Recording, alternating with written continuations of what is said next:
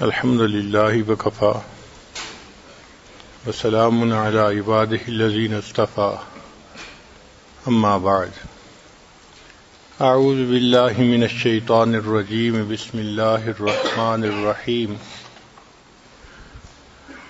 رب اشرح لی صدری ویسر لی امری واحلل عقدۃ من لسانی یفقہوا قولی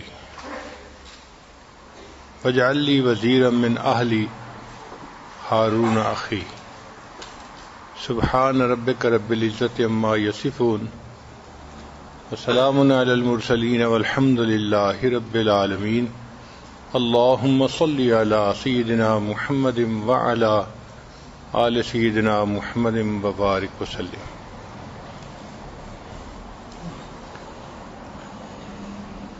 اللہ رب العزت نے ایمان والوں کے لیے مختلف رشتے بنائے ہیں۔ ایک رشتہ تو خون کی وجہ سے ہوتا ہے، ایک ماں باپ کی اولاد۔ شریعت نے ان کو بہن بھائی کا درجہ دیا، لہذا ایک ماں باپ کی جتنی اولاد ہوتی ہے آپس میں بھائی ہوتے ہیں، بھائی بہن کا تعلق ہوتا ہے۔ اور ایک ہے ایمان کا رشتہ۔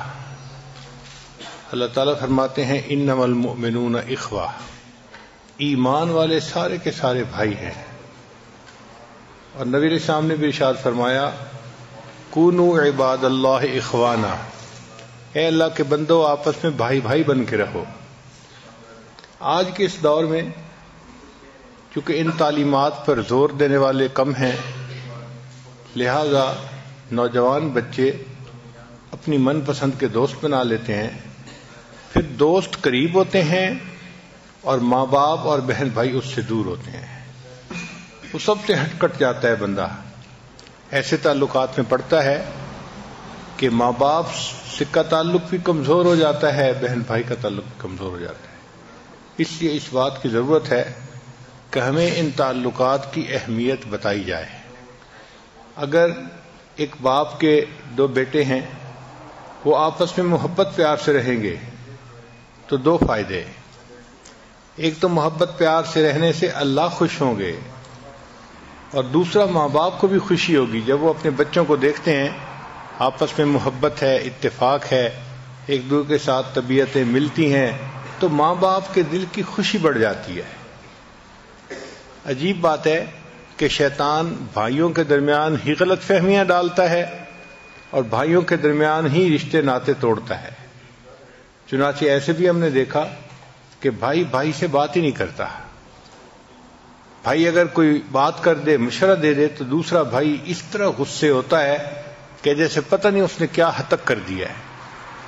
بہن بھائی کا آپس میں بولنے کا جو ہے تعلق ختم ہوتا ہے۔ بچپن کی چھوٹی چھوٹی باتوں کو یاد کر کے وہ شادی کے بعد بھی ایک دوسرے سے تعلق ٹھیک نہیں رکھتے۔ یہ کتنی بے وقوفی کی بات ہے۔ بچپن کی باتوں کو بچپن میں بھول جانا چاہیے، اور جب انسان بڑا ہو جائے، شادی شدہ ہو جائے، پھر گرون اپ لوگوں کی طرح آپس میں محبت کا رشتہ استوار کرنا چاہیے۔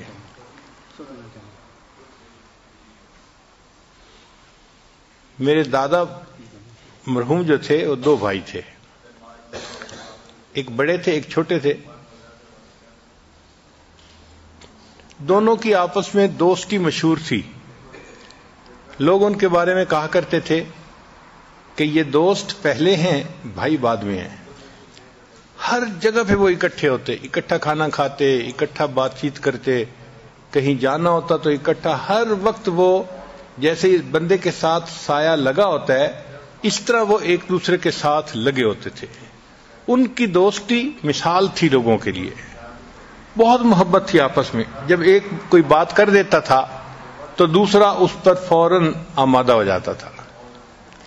آپس میں ان کی کبھی تلخی نہیں ہوئی تھی، ہمیشہ محبت سے رہتے تھے، ایک دوسرے کے راز و نیاز کے ساتھی تھے، ہم نوالا ہم پیالہ تھے۔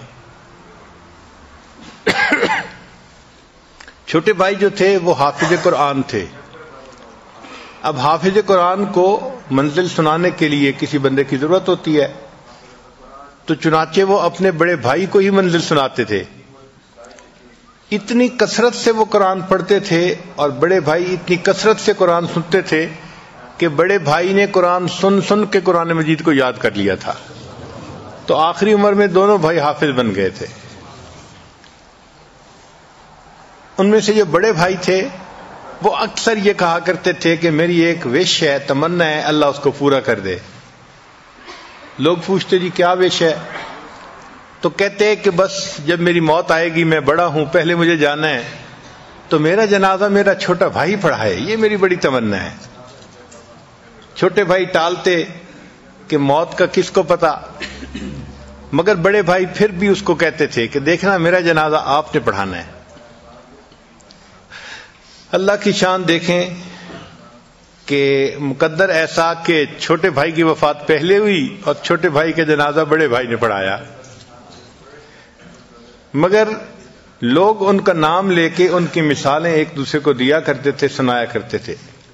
ہم نے بھی اپنے والدین کی زبانی یہ واقعات سنے تو ہمیں محسوس ہوا کہ واقعی دو بھائیوں کے درمیان اگر محبت ہو تو اس سے صرف اللہ تعالیٰ ہی راضی نہیں ہوتے، اللہ کے بندے جو ماں باپ ہوتے ہیں ان کے دل کو بھی خوشی ہوتی ہے۔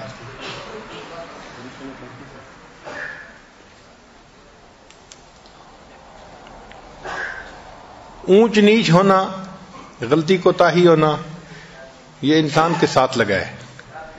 انسان ضعیف البنیان ہے اور انسان نسیان کا پتلا ہے، بھول جاتا ہے، کوتاہی کر بیٹھتا ہے، جس سے کہ دوسرا بندہ ہرٹ ہو جاتا ہے۔ تو غلط فہمی کا پیدا ہو جانا کوئی بڑی بات نہیں ہے، مگر شیطان چھوٹی چھوٹی باتوں کو زوم کر کے پیش کر دیتا ہے اور بھائیوں کے دلوں میں ایک دوسرے سے بدگمانی پیدا کرتا ہے، ایک دوسرے سے نفرتیں پیدا کرتا ہے۔ اس کو کنٹرول کرنا چاہیے۔ بھائی بہن کا تعلق بھی بہت محبت کا تعلق ہے، مگر بھائیوں کی طبیعت ہوتی ہے وہ بہنوں کو تنگ کرتے رہتے ہیں، خواہ مخواہ طبیعت ہوتی ہے، بیٹھے ہوں گے اس پہ کوئی بات کر دیں گے، کبھی اس کے کپڑوں پہ بات، کبھی اس کے کھانے پہ بات، کبھی اس کی چیزوں پہ بات، اس کو تنگ کرتے ہی رہتے ہیں، عادت ہے۔ مگر اس تنگ کرنے کا مطلب کوئی نفرت نہیں ہوتی، یوں سمجھیں کہ یہ تنگ کرنا ان کی محبت کی علامت ہوتی ہے۔ اور ہم نے تو دیکھا بعض اوقات ایسے بھی ہوتا ہے کہ بہن ٹین ایجر ہے تو اس کے چہرے کے اوپر دانے نکل آئے، اب ڈاکٹر اس کو کہتا ہے کہ اپنے چہرے کو ذرا پولیوشن سے بچاؤ، تو جب بھائی کو پتہ چلا تو آتے جاتے اسی دانے کے اوپر انگلی رکھتا ہے اس کو ٹیز کرنے کے لیے، مگر اس کے دل میں نفرت نہیں ہوتی۔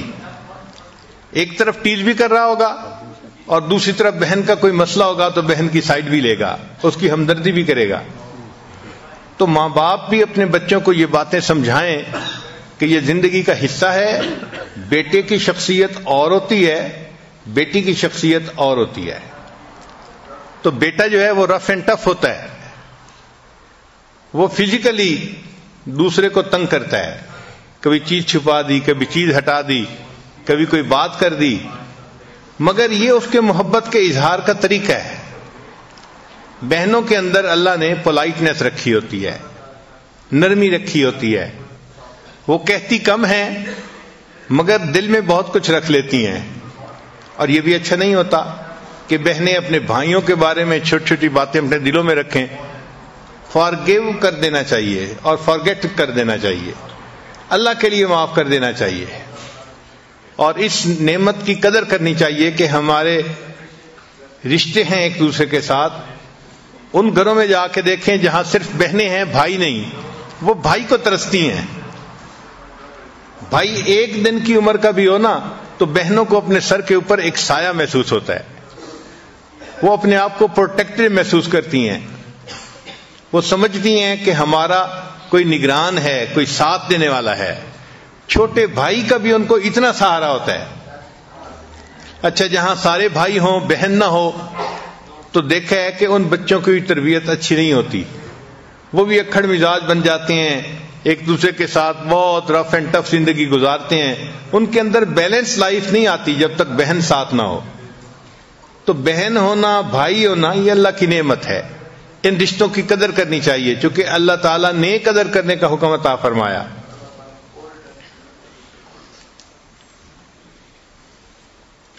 حضرت یوسف علیہ السلام کے بھائی تھے، دیکھیں وہ ان سے حسد بھی کرتے تھے، اور انہوں نے ان کے ساتھ ایک ایسا معاملہ کیا جو یوسف علیہ السلام توقع بھی نہیں کرتے تھے، کہ چھوٹے بھائی کو ایک کنویں کے اندر پھینک دیا۔ حضرت یوسف علیہ السلام کے دل پہ کیا گزری ہوگی؟ چھوٹے بھائی کو تو بڑوں سے محبت کی توقع ہوتی ہے، ہمدردی کی توقع ہوتی ہے، یہاں بھائی اپنے ہاتھوں سے ان کو سمندر ایک کنویں کے اندر پھینک کے جا رہے ہیں۔ جب پھینک کے چلے گئے تو کہتے ہیں کہ رات آ گئی۔ اب یوسف علیہ السلام کی پریشانی اور بڑھ گئی، ایک تو کنویں کی تنہائی ہے اور دوسرا رات کا اندھیرا ہے، اور چھوٹا بچہ تو ویسے بھی جلدی ڈر جاتا ہے۔ ایک کنویں کے اندر کوئی اکیلا آدمی ہو اور رات آ جائے تو بڑی عمر کا مرد بھی خوف زدہ ہو جائے گا۔ تو یوسف علیہ السلام بہت زیادہ خوف زدہ ہو گئے کہ پتہ نہیں اب میرے ساتھ کیا بنے گا۔ ساری رات بہت غمزدہ حالت میں ان کی گزری۔ مفسرین نے لکھا ہے کہ جب صبح صادق کا وقت قریب ہوا تو تھوڑی سی روشنی آئی، تو کنویں کے اندر جو بہت زیادہ تاریکی تھی وہ کم ہو گئی۔ اس وقت یوسف علیہ السلام نے اللہ سے دعا مانگی، اے اللہ میرے اس کرب کو بھی کم کر دے، اور دنیا میں جو بھی کوئی پریشان ہے اس کی پریشانی کو کم کر دے۔ اللہ تعالیٰ نے حضرت یوسف علیہ السلام کی اس دعا کو قبول کر لیا، چنانچہ یہ ایسا وقت اللہ نے بنا دیا کہ ہر بندے کی پریشانی تہجد کے اس وقت میں کم ہو جاتی ہے۔ آپ غور کریں، گھر میں فوت ہو گیا کوئی، سارے لوگ رو رہے ہیں، سارے غمزدہ ہیں، لیکن جب رات تہجد کا وقت آئے گا نا، آپ دیکھیں وہ آرام سے سوئے پڑے ہوں گے، تو ان کا کرب کم ہو جاتا ہے، اس وقت میں پریشانی کم ہو جاتی ہے۔ مریض کو دیکھیں ہاسپٹل میں سارا دن بے چین ہوگا، جیسے تہجد کا وقت ہوگا تو بے چینی کم ہو جائے گی، طبیعت سنبھل جائے گی، صبح کے وقت اس کی جو ریڈنگز ہیں وہ ذرا مناسب ہو جاتی ہیں۔ تو یوسف علیہ السلام کی دعا دنیا کے ہر انسان کے حق میں قبول ہو گئی، وہ اللہ نے وقت ہی ایسا بنا دیا۔ ہم نے دیکھا ہے شادی کے موقع پہ کئی مرتبہ نوجوان بچے بچیاں، وہ جی آج تو ہم ساری رات جاگیں گے، آج تو چاند رات ہے، ساری رات جاگیں گے، خوب ادھم ہوتا ہے، ایک دوسرے سے بات چیت، کھانا پینا، لیکن ہم نے دیکھا کہ جب تہجد کا وقت ہوتا ہے سب سوئے پڑے ہوتے ہیں، کوئی صوفے پہ پڑا ہے، کوئی نیچے رگ کے اوپر لیٹا ہوا ہے، کوئی بستر پہ لیٹا ہوا ہے۔ اس وقت میں ایسا سکون آتا ہے کہ سب کو نیند کی آغوش میں چلے جاتے ہیں۔ تو یہ یوسف علیہ السلام کی دعا تھی جو ہر پریشان بندے کے حق میں اللہ نے قبول فرما لی۔ اب اس پر کچھ ریسرچ ہے یونیورسٹیز کی کہ how you can be a good brother, آپ ایک اچھے بھائی کیسے بن سکتے ہیں۔ پہلا پوائنٹ ہے be respectful towards each other, کہ آپ ایک دوسرے کے ساتھ ریسپیکٹفلی برتاؤ کریں، بھائی بھائی کے ساتھ ریسپیکٹ کا معاملہ کرے، بھائی بہن کے ساتھ، بہن بھائی کے ساتھ ایک دوسرے کے ساتھ عزت کا معاملہ کریں، عزت کا نام لیں، عزت سے پکاریں، عزت سے پیش آئیں۔ جیسے لو بگیٹس لو، اسی طرح ریسپیکٹ بگیٹس لو، ریسپیکٹ، جو انسان دوسرے کی عزت کرتا ہے اس کو بھی عزت ملتی ہے۔ پھر دوسرا پوائنٹ ہے کہ ایک اچھے بھائی کو چاہیے کہ اسکول میں اچھے گریڈ لے تاکہ ماں باپ کا دل بھی خوش ہو اور بہن بھائیوں کو بھی اس سے خوشی ہو۔ اگر ایک بھائی اچھے گریڈ لے تو دوسرے بھائی کو اس سے خوشی ہوتی ہے، بہن کو خوشی ہوتی ہے۔ چنانچہ بہنیں اپنے سرکل میں اپنے بھائی کی اچیومنٹس بتاتی ہیں، میرے بھائی نے اتنے نمبر حاصل کر لیے۔ بھائی اپنے بھائی کی اچیومنٹ دوسرے دوستوں کو بتاتا ہے۔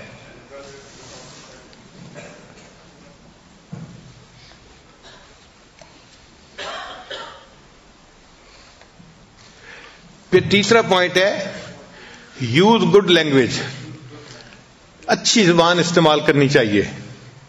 کئی مرتبہ انسان محبت دکھانے کے لیے نک نیم زیادہ پکارتا ہے، یا ایسا نام کہ دوسرا چڑ جائے، ایسا نہیں کرنا چاہیے، بلکہ وہ نام پکارنا چاہیے کہ جس نام کو سن کے دوسرے بندے کے دل میں خوشی آ جائے۔ تو آپس میں بھائی بہن کو ایک دوسرے کے ساتھ اچھی زبان استعمال کرنی چاہیے.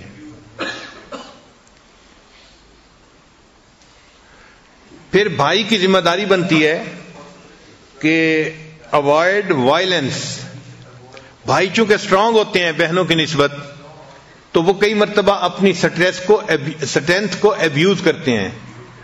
ہاتھ مروڑ دیا، انگلی مروڑ دی، چٹکی کاٹ لی، اس قسم کی حرکتیں کرتے ہیں جس سے کہ فزیکلی دوسرے بندے کو پریشانی ہوتی ہے. یا چھوٹے بھائی کو جو ہے وہ اس طرح کا کوئی مسئلہ کر دیا، تو بھائی کی یہ ڈیوٹی بنتی ہے کہ وہ اپنی اسٹرینتھ کو ایبیوز نہ کرے، اس کو غلط استعمال نہ کرے.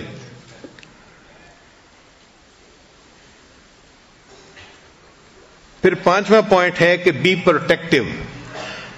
ہر بھائی کی ذمہ داری بنتی ہے کہ بھائی بہنوں کے معاملے میں پروٹیکٹیو ہو، ان کی حفاظت کرے. جب کہیں دوسرے کا معاملہ آ جائے تو ہمیشہ اپنے بھائی کی ہمت بڑھائے اور اس کے ساتھ رہے اور اس کی حفاظت کرے برے لوگوں سے. اس پر بھی بہت ریسرچ کی گئی کہ ایک بہن اپنے بھائی سے کیا لفظ سننا چاہتی ہے، اور کئی ہزار نوجوان بچیوں سے انٹرویو کیا گیا کہ آپ لوگ کیا چاہتی ہیں کہ آپ کا بھائی کیا لفظ آپ کے سامنے بولے. تو انہوں نے کہا کہ ہم یہ چاہتی ہیں کہ ہمارا بھائی ہمیں کہے کہ یو آر ویلیوڈ. آپ کی تو بڑی قیمت ہے، آپ کی بڑی قیمت ہے، یعنی آپ کی ویلیو بہت ہے. ہم کوئی بے قیمت چیز نہیں ہے گھر میں، یا ایسے فالتو چیز نہیں ہے کہ جی بہن ہے تو فالتو چیز ہے. نہیں، ہم چاہتی ہیں کہ ہمارے بھائی ہماری ریسپیکٹ کریں اور ہماری ویلیو کو محسوس کریں.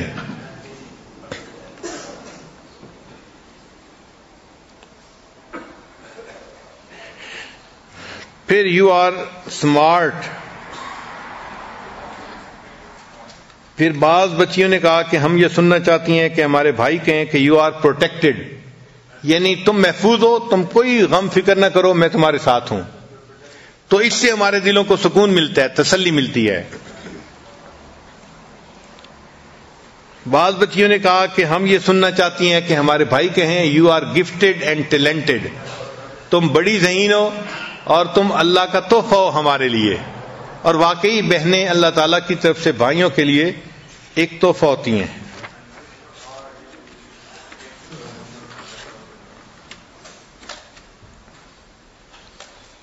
بعض بچیوں نے کہا کہ ہم اپنے بھائیوں سے یہ لفظ سننا چاہتی ہیں کہ یو آر لوڈ، کہ مجھے تم سے بہت محبت ہے. یہ محبت کوئی شیطانی نفسانی نہیں ہوتی، یہ بہن بھائی کی ایک پاکیزہ محبت ہے جس کو شریعت نے تسلیم کیا ہے. شریعت اسلامیہ نے گھر کے بچوں کی آپس کے رشتہ تعلق کے لیے ایک بہترین اصول بتا دیا. یوں سمجھیں کہ سمندر کو کوزے میں بند کر دیا. وہ اصول کیا ہے؟ اصول چھوٹا سا یہ ہے کہ بڑے چھوٹوں سے درگزر کریں اور چھوٹے بڑوں کی فرما برداری کریں. نبی السلام نے فرمایا وہ بندہ ہم میں سے ہی نہیں، ملم یرحم صغیرنا ولم یوقر کبیرنا، جو چھوٹوں پہ رحم نہیں کھاتا اور جو چھوٹا اپنے بڑوں کا احترام نہیں کرتا وہ ہم میں سے ہی نہیں ہے، یعنی مسلمان ہی نہیں، امت میں سے ہی نہیں ہے. آپ سوچیں کتنی اہمیت ہے اس بات کی کہ چھوٹے اپنے بڑوں کا احترام کریں. شریعت نے کہا کہ بڑے بھائی کا احترام باپ کی مانند کرنا چاہیے. جس طرح اپنے والد کا احترام کیا جاتا ہے، چھوٹے بہن بھائیوں کو بڑے بھائی کا احترام اپنے والد کی طرح کرنا چاہیے، اور بڑے بھائی کو اپنے چھوٹے بہن بھائیوں کا خیال اس طرح رکھنا چاہیے جس طرح باپ اپنے بچوں کا خیال رکھتا ہے.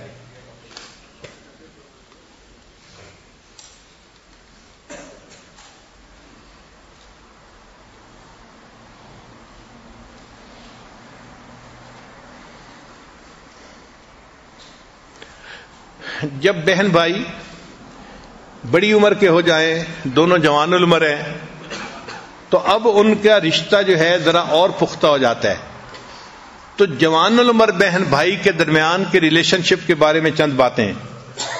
لیٹ گو آف سلی چائلڈ ہوڈ ہرٹس، چھوٹے ہوتے ہوئے جو ایک دوسرے کو ہرٹ کیا تھا نا، ان باتوں کو بھول جانا چاہیے، اور جوانی کی عمر میں، بڑی عمر میں ان باتوں کو یاد نہیں کرنا چاہیے۔ پھر ایک خاص پوائنٹ کہ show up for each other big اور اسمال ایونٹ، ہر ایونٹ پر ایک دوسرے کے پاس جانا چاہیے۔ مثلا بھائی کا کوئی ایونٹ ہے تو بہن کو اس کے اوپر جانا چاہیے، اور بہن کی شادی ہوئی یا اس کا بچہ ہوا یا کوئی اور اس کا ایسا ایونٹ ہے تو بھائی کو جانا چاہیے۔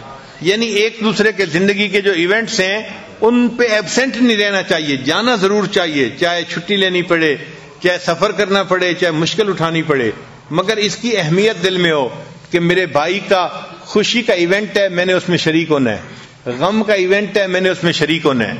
تو شریعت نے کہا کہ ایک دوسرے کے غم اور خوشی کے ایونٹ پہ بہن بھائیوں کو شریک ہونا چاہیے۔ یہ نہ ہو کہ چھوٹی چھوٹی جو ہے وہ ایکسکیوزز بنا کے انسان ایک دوسرے سے فاصلہ دلوں میں پیدا کر لے۔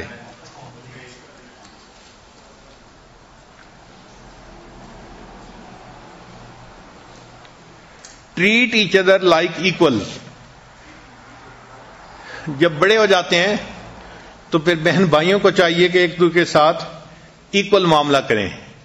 یہ نہیں ہے کہ بھائی کوئی بڑا سپیریئر ہستی ہے اور بہن جو ہے وہ بہت ہی کوئی گئی گزری چیز ہے، ایسی بات، ایسا تعلق نہیں رکھنا چاہیے۔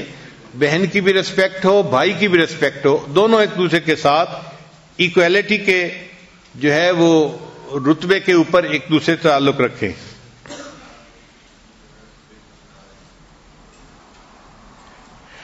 پھر don't discuss your relatives opinions, بہن بھائیوں کو چاہیے کہ اپنے رشتہ داروں کی اوپینینز کو آپس میں ڈسکس مت کریں۔ مثلا بھائی کہتا ہے کہ جی بھابھی نے تو آپ کے بارے میں یہ کہہ دیا، بس وہ ایک فکرہ ہوتا ہے اور اس کی وجہ سے بہن کا دل جو ہے وہ آگ سے بھر جاتا ہے۔ یا بہن جو ہے وہ بھائی کے بارے میں، تمہارے بارے میں تو ابو یہ کہہ رہے تھے، بھائی اگر کہا بھی ہے تو بتانا ضروری نہیں ہے۔ تو یہ نقطہ یاد رکھیں کہ بہن بھائی جب بڑے ہو جائیں تو لوگوں کے کمنٹس ایک دوسرے کے ساتھ اس طرح شیئر نہ کریں، اس سے دلوں میں فاصلے آ جاتے ہیں۔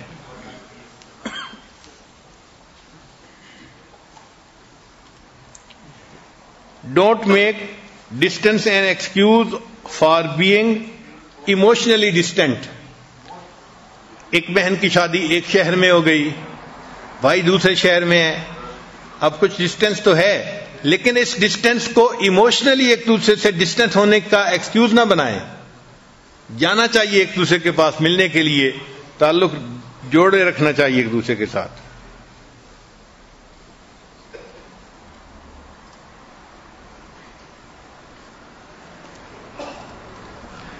پھر جب بھائی بڑے ہو جائیں تو ان کے بارے میں ایک ریسرچ کا پوائنٹ ہے کہ stay out of the family drama, کہ فیملی ڈراما سے الگ رہیں۔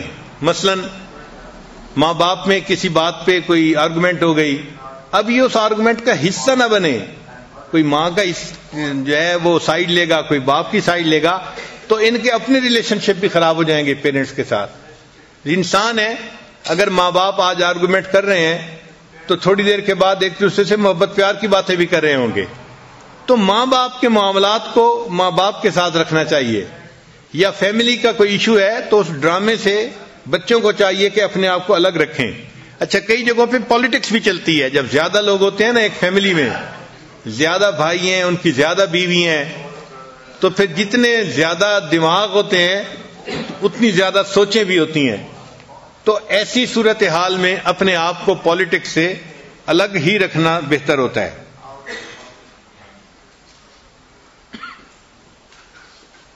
کوئی بھی معاملہ ہو تو والدین میں سے کسی ایک کی اوپن سائڈ نہ لیں، بلکہ دونوں سے محبت کا اظہار کریں، ان کو بتائیں کہ میرے لیے تو دونوں کی رسپیکٹ ضروری ہے، میرے دل میں دونوں کی محبت ہے، میں کیا کروں، میرے دل میں تو آپ دونوں کے ساتھ ایک تعلق ہے۔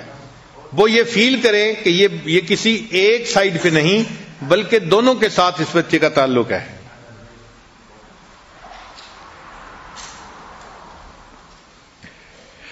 آگے ایک ریسرچ ہے کہ tips for parents to improve sister brother relationship. کئی جگہوں پہ سسٹر برادر ریلیشن شپ بہت خراب ہوتا ہے. بھائی بہن آپس میں بولتے نہیں، ایک دوسرے کی مخالفت کرتے ہیں، بلکہ ایک دوسرے کے ساتھ دشمنوں کی طرح پیش آتے ہیں. تو ماں باپ پریشان ہوتے ہیں. ان کے لیے ٹپس ہیں کہ وہ اپنے بچے بچیوں کے درمیان تعلق کو کس طرح بہتر سنوار سکتے ہیں. ان میں پہلا پوائنٹ ہے کہ ٹریٹ یور چلڈرن فیئرلی. بچوں کے ساتھ فیئر تعلق رکھنا چاہیے. کسی ایک کو دوسروں پر بہت زیادہ پرائرٹی نہ دیں. Avoid double standard between daughters and son. Double standard نہ رکھیں کہ بیٹی کے لیے اسٹینڈرڈ اور ہے اور بیٹے کے لیے اسٹینڈرڈ اور ہے. نہیں، دونوں بچے ہیں تو ماں باپ کو چاہیے کہ دونوں کے ساتھ برابری کا معاملہ کرے. پھر ایک تیسرا نقطہ بہت اچھا ہے کہ set regular family bonding time. ایسا ٹائم جس میں کہ فیملی کے لوگ ایک دوسرے کے ساتھ محبت پیار کے تعلق میں جڑتے ہیں، اس کو سیٹ کر دینا چاہیے. مثال کے طور پہ کھانا کھانا ہے، اب بچوں کو بتانا چاہیے کہ کھانے پہ ہر ایک کو حاضر ہونا پڑے گا. یہ نہیں کہ ادھر کھانے کا وقت ہے اور بیٹی جو ہے وہ اسکول کا کام نکال کے بیٹھ گئی اور بیٹا جو ہے وہ کالج کا کام نکال کے بیٹھ گیا یا اپنے دوستوں کے ساتھ فون پہ بات کرنے لگ گیا. بھائی تمہارے فون، تمہارے کالج کے کام سب اپنی جگہ، مگر جو کھانے کا ٹائم فیملی کا ہے اس ٹائم کی رسپیکٹ کرنی چاہیے اور فیملی کے سب لوگوں کو مل بیٹھ کے کھانا کھانا چاہیے. مل کے کھانا کھانے سے دلوں کے اندر الفتیں محبتیں بڑھتی ہیں. تو ماں باپ سیٹ کر دیں کہ جی ہم نے اتنے بجے ناشتہ کرنا ہے اور اتنے بجے رات کا کھانا کھانا ہے. دوپہر میں تو عام طور پہ بچے کالجوں میں اسکولوں میں ہوتے ہیں تو دوپہر کے کھانے پہ سب کا اکٹھا ہونا ذرا مشکل ہوتا ہے، مگر جو صبح اور رات کا ایونٹ ہے کھانے کا اس پہ سب بچے ماں باپ سب اکٹھے ہوں، بیٹھیں، آپس میں بات چیت کریں. اس سے جو فیملی بانڈ ہے نا وہ بڑھ جاتا ہے، مضبوط ہو جاتا ہے. بچے ماں باپ سے کنیکٹ ہو جاتے ہیں، ایک دوسرے کے ساتھ ان کا کنیکشن مضبوط ہو جاتا ہے. پھر ماں باپ کو چاہیے کہ take your children to general neutral places, کہ کبھی کبھی چھٹی لے کے اپنے بچوں کو کہیں باہر جائیں. جیسے گیم پارک میں جانا ہوتا ہے تو اس سے کیا ہوتا ہے کہ جب فیملی کے لوگ الگ ایسی جگہ پہ جاتے ہیں تو آپس میں ان کے درمیان تعلق مضبوط ہو جاتا ہے، محبت بڑھ جاتی ہے. تو ایسے ایونٹ سال میں ایک ہو یا دو ہو ایسے رکھنے ضرور چاہیے. یہ عبادت ہے، اس کو یہ نہ سمجھیں کہ جی ٹائم ضائع کرتے پھر رہے ہیں. یہ ٹائم ضائع کرنا نہیں ہے، یہ بلکہ گھر کے جتنے بھی افراد ہیں ان کے درمیان سیمنٹ کا کام کرتا ہے. اور ایسے ایونٹ سے سب بچے فریش ہو کے آتے ہیں اور ایک دوسرے کے ساتھ ان کی محبت پیار کا تعلق بڑھ جاتا ہے اور پھر وہ سارا سال اس کی میموریز ایک دوسرے کے ساتھ شیئر کرتے رہتے ہیں.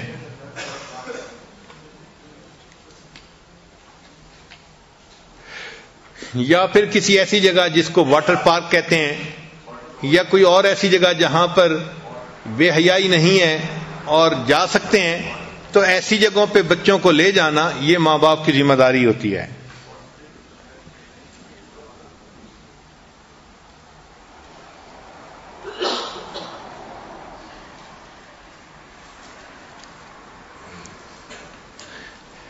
پھر ماں باپ کو چاہیے کہ جب بھی بچوں کے ساتھ مل کے بیٹھیں تو کسی نہ کسی بچے کی جو چائلڈ ہوڈ میموریز ہیں ان کا تذکرہ ضرور کریں.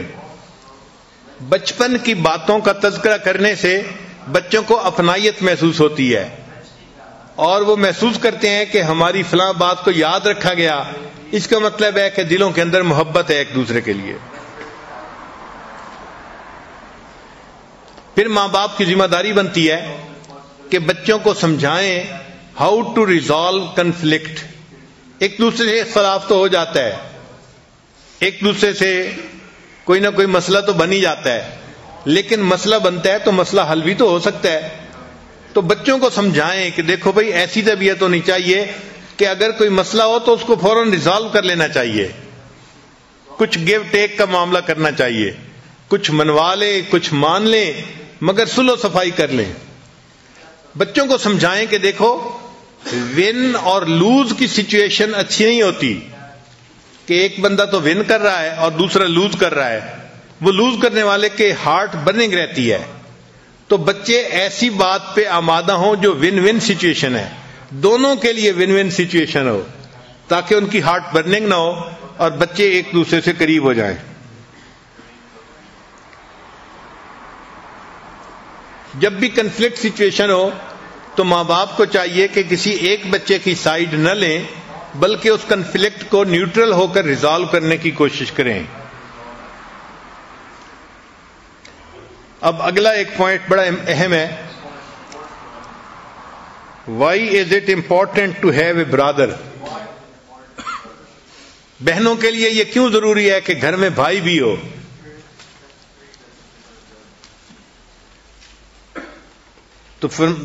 تو ریسرچ کا پہلا پوائنٹ ہے کہ his presence remind you of the importance of family. بھائی کی موجودگی سے آپ کو فیملی کی اہمیت کا اندازہ ہوتا ہے کہ پوری فیملی کیسی ہوتی ہے. He will fight for you even if he is fighting with you. پھر بھائی کا ایک بھی معاملہ ہے کہ اگرچہ بہن کے ساتھ اس کی ٹسل چل رہی ہوگی نا, لیکن اگر کوئی تھرڈ پارٹی آئے گی بہن کو تنگ کرنے کے لیے تو بہن کی طرف سے ان کے ساتھ لڑنا شروع کر دے گا. تو بھائی بہن کی طرف سے لڑے گا اگرچہ بہن کے ساتھ اس کی اپنی فائٹ ہو رہی ہوگی. بھائی ہمیشہ اپنی بہنوں کی سائڈ لیا کرتے ہیں. پھر ایک پوائنٹ ہے کہ ہی ول ناٹ جج یو, وہ ججمنٹس نہیں کرتا اپنی بہن کی. پھر ایک اور پوائنٹ بھی ہے کہ جب شادیاں ہو جاتی ہیں تو brother loves sisters kids as they are his own children. بھائی اپنے بہنوں کے بچوں سے اس طرح محبت کرتے ہیں جس طرح کہ یہ اس کے اپنے بچے ہوتے ہیں. تو بھانجے بھانجیوں سے ایسی محبت ہوتی ہے جیسے اپنے بیٹے بیٹیوں سے محبت ہوتی ہے. پھر ایک پوائنٹ اور بھی ہے کہ بھائی کا یہ فائدہ ہے کہ اگر کسی وقت بھی بچی کے لیے پرپوزل کوئی آئے تو بھائی سب سے بیسٹ رائے دیتا ہے, چونکہ وہ اسی ایج گروپ کا ہوتا ہے نا, تو وہ اس لڑکے کو جلدی جج کر لیتا ہے کہ یہ کیسا لڑکا ہے. تو بہن کو وہ بتا دیتا ہے کہ لڑکے کا مزاج ایسا ہے, طبیعت ایسی ہے, اس کا بیک گراؤنڈ ایسا ہے, اس کے دوست ایسے ہیں. تو بہن کو ساری انفارمیشن والد نہیں بتا پاتا, بھائی بتاتا ہے. تو بھائی کے فوائد میں سے ایک فائدہ یہ بھی ہے. پھر ایک فائدہ یہ ہے کہ ہی لوز یو انکنڈیشنلی. بھائی اپنی بہن سے بغیر کسی کنڈیشن سے محبت کرتا ہے, کیونکہ بھائی بہن کا رشتہ ہوتا ہے, اس وجہ سے. پھر ہی ول آلویز ڈیفینڈ یو. جب بہن پہ کوئی مسئلہ بنتا ہے تو ہم نے دیکھا کہ بھائی اپنی بہن کو ڈیفینڈ کرتا ہے. پھر he makes you look good in the eyes of parents. بھائی ہمیشہ یہ کوشش کرتا ہے کہ ماں باپ کی نظر میں بہن کی عزت قدر رہے. وہ ماں باپ کی نظر میں اس کو گرنے نہیں دیتا اپنی بہن کو. اپنے جھگڑے, اپنی لڑائیاں, اپنی باتیں ایک طرف, مگر ماں باپ کی نظر میں اپنی بہن کی عزت ہی رکھتا ہے.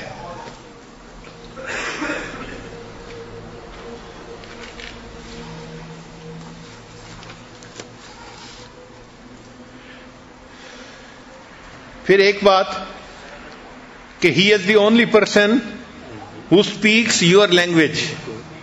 بھائی ہی وہ بندہ ہوتا ہے جو بہن کی زبان بولتا ہے. ایج گروپ ایک ہوتا ہے نا, اور زندگی اکٹھے ایک گھر میں گزری ہوتی ہے, تو وہ ایک دوسرے کی لینگویج کو جانتے ہیں. اس لیے بھائی ہی وہ آدمی ہوتا ہے جو بہن کی لینگویج بولتا ہے. یہ بھائی کے فوائد میں سے ایک فائدہ یہ بھی ہے. پھر ایک فائدہ یہ بھی ہے کہ ہی میکس یو لاف. بھائی عام طور پہ ہنسی مذاق کی باتیں کرتی ہیں تو والدین بھی ہنستے ہیں اور بہنیں بھی ہنستی ہیں. ایک فائدہ یہ بھی ہے کہ ہی کیپس یور سیکرٹس. بھائی اپنی بہنوں کے راز کھولتے نہیں ہیں, ان کو رسوا نہیں کرتے, ان رازوں کو پوری زندگی اپنے دلوں میں چھپاتے ہیں. پھر ہی ویلیوز یور ایڈوائس. اگر آپ کوئی ایڈوائس کریں گی نا تو بھائی ہمیشہ بہن کی رائے کا بڑا خیال رکھتا ہے اور اس پر عمل کرتا ہے.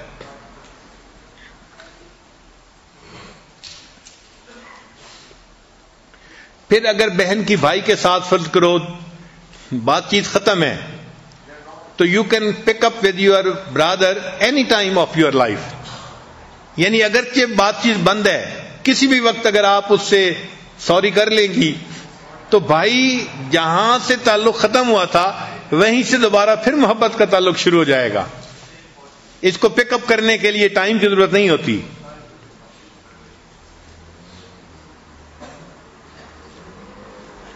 پھر بھائیوں کی وجہ سے بہنوں کے اندر ہمبلنس آتی ہے. وہ چونکہ صبر سے ان کے ساتھ ڈیل کرتی ہیں ان کے کام کرتی ہیں تو بچیوں کے اندر ہمبلنس ان کے اندر جو ایگو ہوتی ہے نا وہ نارمل ہو جاتی ہے.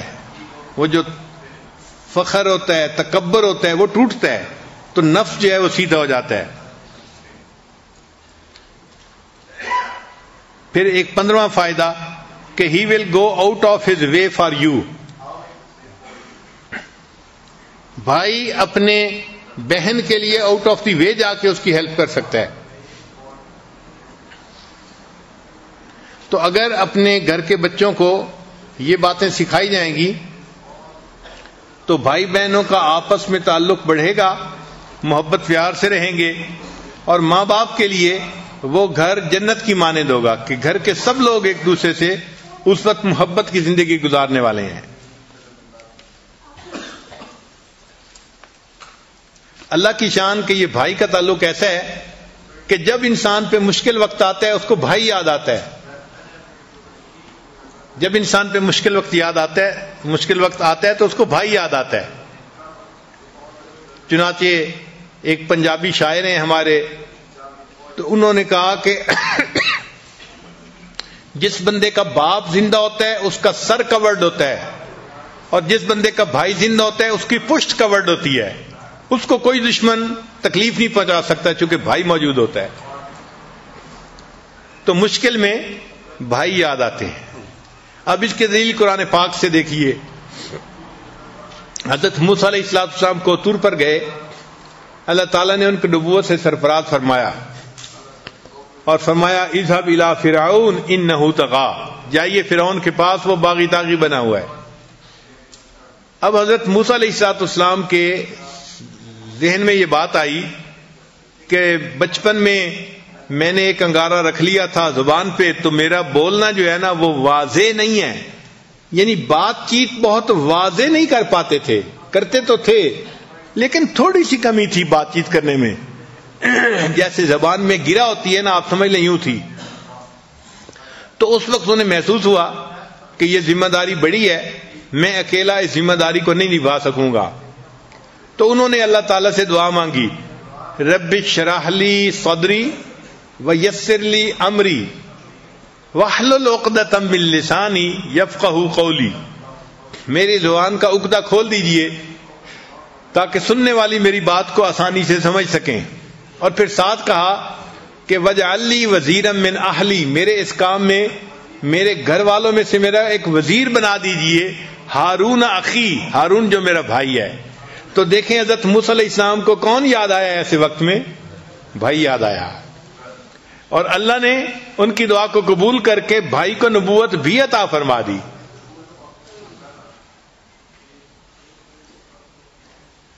اچھا, انسان دنیا میں تو ایک دوسرے کو یاد کرتا ہے, یہیں تک نہیں, معاملہ اس سے بھی آگے ہے.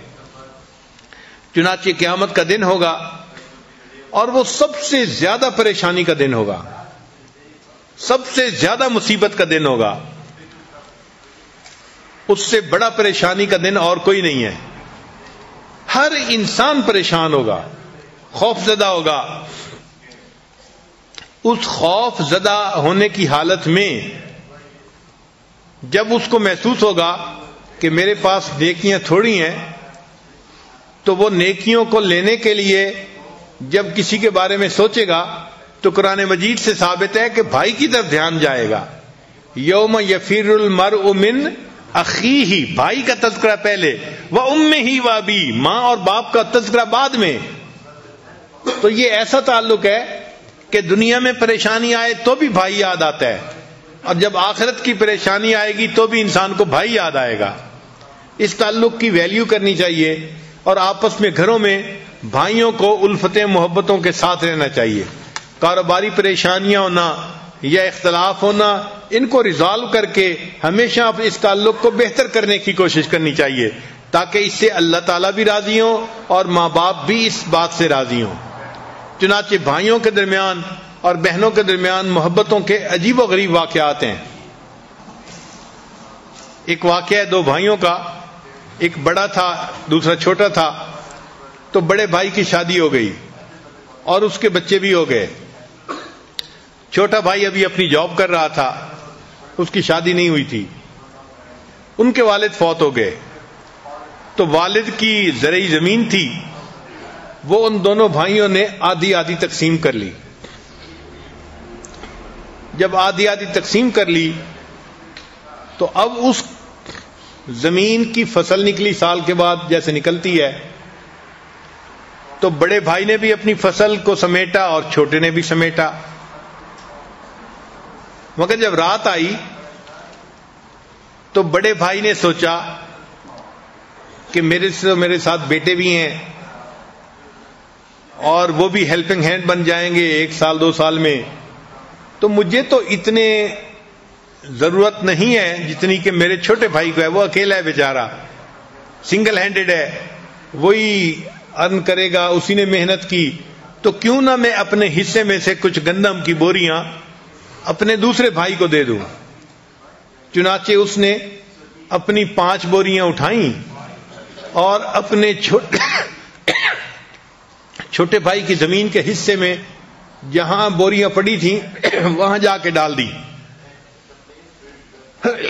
اللہ کی شان، جب رات کا آخری حصہ آیا تو چھوٹے بھائی کے دل میں بھی یہی خیال آیا کہ ہم 2 بھائی ہیں اور ہماری زمین آدھی آدھی ہے، لیکن میں تو اکیلا ہوں، میری تو ضرورت اتنی نہیں ہے۔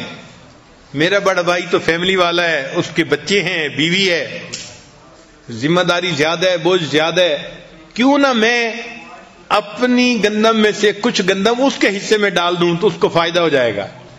چنانچہ اس نے بھی 5 بوریاں اٹھائیں اور بھائی کی بوریوں میں جا کے اس کو رات کو ڈال دیا۔ اب صبح کا وقت ہوا، دونوں بھائیوں نے اپنی اپنی گندم کا حساب لگایا تو حیران، کیونکہ ان کے حساب سے گندم کی جو گنتی تھی وہ تو اتنی تھی، اور اس میں سے 5 بوریاں انہوں نے دوسرے بھائی کو دے دی تھی رات کو، مگر صبح وہ 5 بوریوں کی جو کمی تھی وہ پوری ہوئی تھی۔ تو دونوں بھائی اس پر بڑے حیران ہوئے کہ پتہ نہیں گندم ہماری 5 بوریاں کم ہونی چاہیے تھیں، یہ کم کیوں نہیں ہے۔ اگلی رات آئی تو دونوں بھائیوں نے سوچا کہ آج ہم پھر گندم جو ہے نا اپنے بھائی کے کھیت میں ڈال کے آتے ہیں۔ اللہ تعالیٰ کی شان کہ ایک نے 5 بوریاں اٹھائیں اور دوسرے نے 5 بوریاں اٹھائیں۔ جب دونوں ایک دوسرے کی زمین پہ ڈالنے کے لیے جانے لگے تو راستے میں ایک دوسرے سے ملاقات ہو گئی۔ ایک نے بھی 5 بوریاں اٹھائی ہوئی تھیں ٹریکٹر پہ، دوسرے نے بھی اٹھائی ہوئی تھیں، وہ اپنے بھائی کے حصے میں ڈالنے جا رہا تھا اور یہ اپنے بھائی کے حصے میں ڈالنے جا رہا تھا۔ اللہ تعالیٰ ایسی سچی محبتیں ہمیں بھی عطا فرمائے۔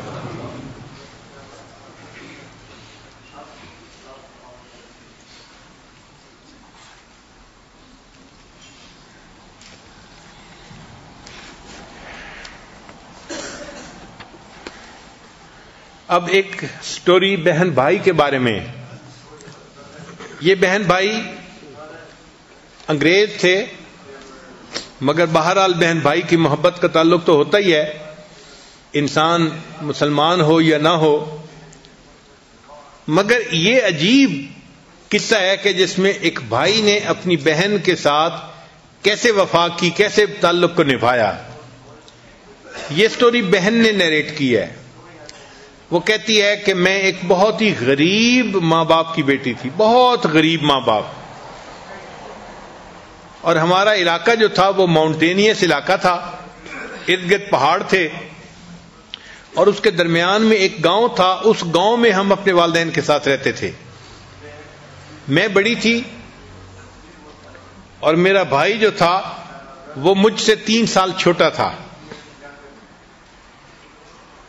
بہن بڑی تھی اور بھائی اس سے 3 سال چھوٹا تھا، اور دونوں زندگی گزارتے تھے. کہنے لگی کہ میری عمر 11 سال کی تھی اور میرے بھائی کی عمر 8 سال کی تھی.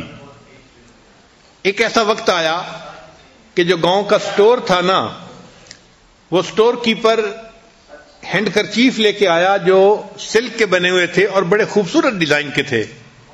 چنانچہ گاؤں کی ہر لڑکی کے ہاتھ میں وہ ہینڈ کرچیف تھا. جب میں نے دیکھا تو میرے دل میں بھی شوق ہوا کہ ایک ہینڈ کرچیف میں بھی خریدوں، لیکن میرے پاس 50 سینٹ تھے اور ہینڈ کرچیف کی قیمت جو تھی وہ $1 تھی، تو مجھے 50 سینٹ چاہیے تھے. اب میرے اندر جھجک ہوئی کہ میں اپنے ابو سے مانگوں، تو میں نے کیا کیا کہ جب اکیلی تھی تو والد کے ڈرائر سے 50 سینٹ میں نے چوری کر لیے، اور 50 سینٹ چوری کر کے میں نے $1 کا ہینڈ کرچیف خرید لیا. تو جب میں خرید کے لائی تو بھائی نے بھی دیکھا کہ نئی چیز خرید کے لائی ہے. اب میرے والد کے پاس زیادہ پیسے نہیں ہوتے تھے، چنانچہ اس نے جب اپنا ڈرائر کھولا تو اس نے فوراً فگر آؤٹ کر لیا کہ اس میں سے 50 سینٹ کسی نے چرائے ہیں.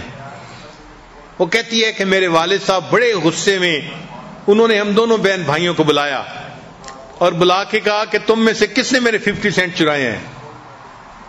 لڑکی کہتی ہے کہ یہ سن کے میری حالت تو ایسی کہ جیسے جسم میں خون ہی نہیں رہا، بالکل جیسے کوئی بے جان ہو جاتا ہے کہ بھئی میری چوری پکڑی گئی. میں بالکل خاموش کھڑی ہو گئی، رنگ پیلا ہو گیا. والد نے بھائی کو بھی بلا لیا اور بھائی کو بلا کے پوچھا کہ کیا تم نے میرے پیسے چرائے ہیں؟ اس نے کہا نہیں. اب دونوں خاموش تھے، بہن بھائی ہم، اور والد صاحب ناراض ہو رہے تھے اور کہہ رہے تھے کہ چوری کرنا بری عادت ہے، اور ابھی سے اگر تمہیں چوری کی عادت پڑ گئی تم اچھے انسان کیسے بنو گے، اور میں چوری کرنے والوں کو تو میں معافی نہیں دوں گا، میں اس کو پنش کروں گا، چونکہ یہ میں پسند نہیں کرتا کہ میرا بچہ کوئی چور بنے. اب والد جتنا ناراض ہو رہے تھے وہ کہنے لگی کہ میرا خوف اور زیادہ ہوتا جا رہا تھا. اس خوف کی حالت میں میرے چھوٹے بھائی نے میرے چہرے کی طرف دیکھا تو اس نے فگر آؤٹ کر لیا کہ یہ تماشا کیا باجی نے ہے، بڑی بہن نے ہے.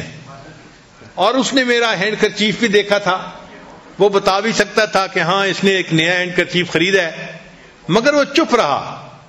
جب والد نے چند دفعہ پھر پوچھا کہ اگر تم نہیں بتاؤ گے کس نے پیسے اٹھائے تو میں دونوں کو پنش کروں گا. جب باپ نے یہ کہا نا کہ اگر کوئی نہیں بتائے گا تو میں دونوں کو پنشمنٹ دوں گا، تو کہنے لگے کہ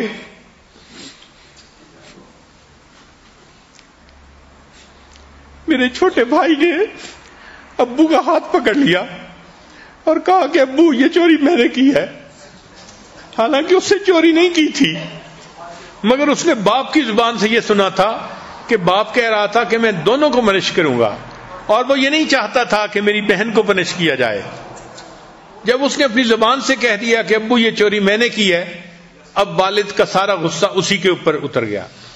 چنانچہ والد نے اس کو مار پیٹ کی اور خوب ہیوملیٹ کیا، اور میرا بھائی یہ سزا بھی برداشت کرتا رہا، یہ ذلت بھی برداشت کرتا رہا، حتیٰ کہ ابو کا غصہ ٹھنڈا ہوا اور ابو چلے گئے اور ہم دونوں بہن بھائی اپنے سونے والے کمرے میں آ گئے. ہمارا ایک کمرہ تھا، الگ الگ بیڈ تھے، ہم اس پہ سویا کرتے تھے.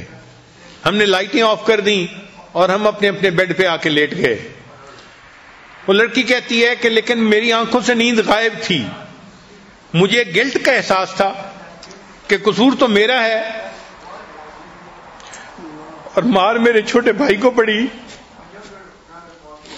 میری آنکھوں سے آنسو رواں تھے، اور پھر مجھے یہ بھی احساس تھا کہ میں اتنی کمزور کیوں تھی کہ بھائی کو مار کھاتا ہوا تو میں نے دیکھ لیا، میں نے یہ نہیں بتایا کہ یہ کام میں نے کیا ہے. کہنے لگی کہ جب روتے روتے میرے آواز نکلنے لگی تو میرا چھوٹا بھائی اپنے بیڈ سے اٹھ کے آیا اندھیرے میں، اور اس نے آ کے میرے منہ پہ ہاتھ رکھ دیا اور میرا نام لے کے کہا کہ بہن یہ معاملہ اوور ہو چکا ہے، اب رو کے اس کو لمبا نہ کرو.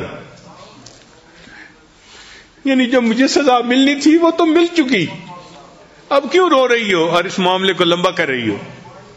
وہ کہنے لگی کہ میں حیران تھی کہ یہ مجھ سے چھوٹا ہے اور اس کو میرا اتنا خیال ہے کہ یہ کہتا ہے کہ اب اس پہ افسوس کرنے کی بھی ضرورت نہیں ہے، اگر مجھے سزا مل گئی تو کوئی بات نہیں، میں نے سزا برداشت کر لی۔ وہ کہتی ہے کہ اس وقت میرے بھائی کی عمر 8 سال تھی اور میری عمر اس وقت 11 سال کی تھی۔ ہم دونوں اسکول میں پڑھتے تھے، ہم دونوں اچھے اسٹوڈنٹ تھے، محنت کرتے تھے، ہوم ورک کرتے تھے اور اچھے نمبر لیتے تھے۔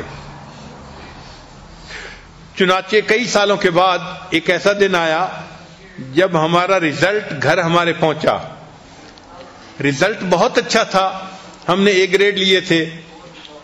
وہ کہتی ہے کہ میں اپنے کمرے سے باہر آئی تو میں نے دیکھا کہ ابو صحن میں بیٹھے ہیں اور ان کے چہرے پہ غم کی کیفیت ہے، جیسے کوئی بندہ سوچوں میں گرفتار ہوتا ہے، مغموم بیٹھا ہوتا ہے۔ میں حیران کہ ہمارے اتنے اچھے رزلٹ ابو کے ہاتھ میں آئے اور ابو ابھی بھی پریشان ہیں۔ تو کہنے لگی کہ تھوڑی دیر کے بعد ابو نے میری امی کو بلایا اور بلا کے کہا کہ دیکھو تمہارے بچوں کے رزلٹ بہت اچھے آئے ہیں۔ تو میری امی نے کہا ان کے اچھے رزلٹ کا کیا فائدہ جب تم ان کو اگلے انسٹیٹیوشن میں داخلہ ہی نہیں دلوا سکتے اور تعلیم کنٹینیو ہی نہیں کروا سکتے، تمہارے پاس تو پیسے ہی نہیں ہیں۔ تو میرے ابو نے جواب دیا، ہاں میرے پاس اتنے پیسے تو ہیں کہ میں 2 میں سے 1 کو کالج میں داخلہ دلوا سکتا ہوں، مگر دوسرے کے لیے میں اپنے دوستوں کے پاس جاؤں گا اور ان سے پیسے ادھار لے لوں گا۔ چنانچہ یہ کہہ کے ابو میرے باہر نکلے اور جتنے گاؤں میں ان کے دوست تھے وہ سب کے دروازوں پر گئے، مگر گاؤں میں لوگوں کے پاس اتنے پیسے نہیں ہوتے، چنانچہ ابو خالی ہاتھ واپس آئے۔ جب خالی ہاتھ واپس آئے تو امی نے پوچھا کہ تمہیں تو کہیں سے قرضہ بھی نہیں ملا، اب بچوں کا کیا کرو گے؟ تو ابو نے کہا کہ بس میں 2 میں سے 1 کو داخل کروا دوں گا، کیونکہ 1 کے داخلے کے پیسے میرے پاس موجود ہیں۔ کہنے لگے جب ابو نے یہ الفاظ کہے نا کہ میں 2 میں سے 1 کو کالج میں داخل کروا دوں گا تاکہ 1 اپنی تعلیم حاصل کر لے، تو میرا بھائی فوراً بولا ابو بہن کو آپ کالج میں داخل کروا دیں، وہ تعلیم حاصل کر لے گی تو اچھی جگہ اچھے گھر میں اس کا رشتہ ہو جائے گا۔ کہنے لگے اس پہ ابو کو غصہ آ گیا، وہ کہنے لگے کہ تم مرد ہو اور بجائے اس کے کہ تم تعلیم حاصل کرو اور کل کو اچھی کمائی کرنے والے بنو، تم پڑھائی سے جان چھڑا رہے ہو، تم سست انسان ہو، تم بہت بزدل انسان ہو۔ تو ابو نے اس کو ڈانٹنا شروع کر دیا۔ تو بھائی نے آگے سے جواب دیا ابو میں نے تو پڑھنا نہیں، ہاں بہن کو آپ داخلہ دلوائیں تاکہ وہ پڑھ سکے۔ اس کے کلیئر کٹ الفاظ کہنے پہ ابو کو اور غصہ آیا اور انہوں نے کہا اچھا میں دیکھتا ہوں صبح تم کیسے کالج میں داخل نہیں ہوتے۔ اب جب والد نے یہ ورڈ دے دیے کہ میں دیکھتا ہوں تم صبح کالج میں داخل کیسے نہیں ہوتے، تو وہ کہتی ہے کہ والد صاحب تو چلے گئے اور ہم بہن بھائی پھر کمرے میں آ کے اپنے اپنے بیڈ پہ لیٹ گئے۔ وہ کہتی ہے کہ مجھے نیند تو آ نہیں رہی تھی اور میں فیل کر رہی تھی کہ میرا بھائی جو ہے نا وہ بھی سو نہیں رہا، کوئی نہ کوئی ایکٹیویٹی ہے وہ کر رہا ہے، مجھے سمجھ نہیں لگ رہی تھی کہ یہ کر کے آ رہا ہے، اندھیرا تھا۔ کہنے لگے کہ جب صبح اٹھی تو مجھے اپنے سرہانے کے قریب پلو کے قریب ایک نوٹ لکھا ہوا ملا جو بھائی نے مجھے رکا لکھا تھا۔ اس میں اس نے لکھا تھا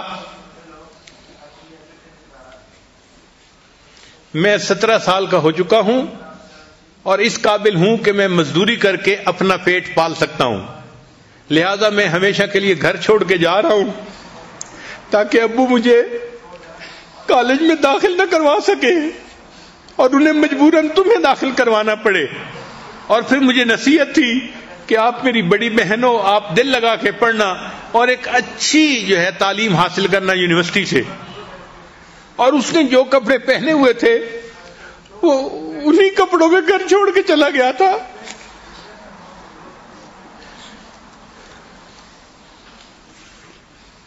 جب صبح پیرنٹس کو پتہ چلا، اب والد کے پاس کوئی اور آپشن ہی نہیں تھی، چنانچہ والد نے مجھے یونیورسٹی جا کے داخل کروا دیا شہر میں، اور میں ہاسٹل میں رہنے لگ گئی، اور بھائی تو گھر چھوڑ کے چلا گیا تھا۔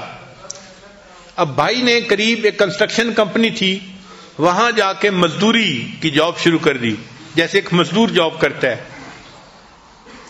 تعلیم تو اس کے پاس زیادہ تھی نہیں، 17 ایئر اس کی ایج تھی، تو کہنے لگی کہ 17 ایئر میں اس بھائی نے میری خاطر اپنے پروفیشن کو اور فیوچر کو اس نے بند کر دیا اور میرا خیال رکھا، اتنی ینگ ایج میں، چھوٹی ایج میں۔ کہنے لگا کافی عرصہ پھر ہماری ملاقات نہیں ہوئی۔ مجھے یونیورسٹی میں کئی سال گزر گئے۔ ایک دن میں اپنے کمرے میں بیٹھی پڑھ رہی تھی تو میری رومیٹ آئی اور مجھے کہنے لگی کہ باہر ہاسٹل کے دروازے پر ایک نوجوان لڑکا کھڑا ہے جو دیکھنے سے بالکل دیہاتی نظر آتا ہے اور بہت میلے کچیلے اس کے کپڑے ہیں، اور وہ کہتا ہے کہ وہ تمہارے گاؤں کا رہنے والا ہے اور تم سے کوئی بات کرنا چاہتا ہے۔ تو وہ کہتی ہے کہ میں حیران کہ گاؤں کا لڑکا کیوں کوئی مجھ سے بات کرنے کے لیے آیا۔ میں چونکہ لڑکی تھی اور گاؤں کے لڑکے لڑکیوں کو مختلف اشارے کرتے رہتے ہیں، تو میں سمجھی کہ یہ کوئی ٹائم ضائع کرنے والا لڑکا آ گیا ہوگا، تو میں نے جانے میں سستی کی۔ سخت سردی تھی اور آنے والا باہر دروازے کے اوپر سردی میں ٹھٹر رہا تھا، کھڑا ہوا تھا۔ پھر کافی دیر کے بعد مجھے احساس ہوا جو بھی ہے میں جا کے دیکھوں تو صحیح ہے کون۔ کہتی ہے میں جب ہاسٹل کے دروازے پہ آئی تو میں نے اپنے بھائی کو کھڑا ہوا دیکھا 3 سال کے بعد۔ وہ سردی سے ٹھٹر رہا تھا، تو میں نے اسے کہا کہ تم نے کیوں نہیں بتایا کہ تم میرے بھائی ہو؟ اس نے کہا دیکھو میرے کپڑوں کے اوپر مٹی لگی ہوئی ہے، سیمنٹ لگا ہوا ہے، کنکریٹ لگی ہوئی ہے، حال میرا برا ہے دیکھنے میں۔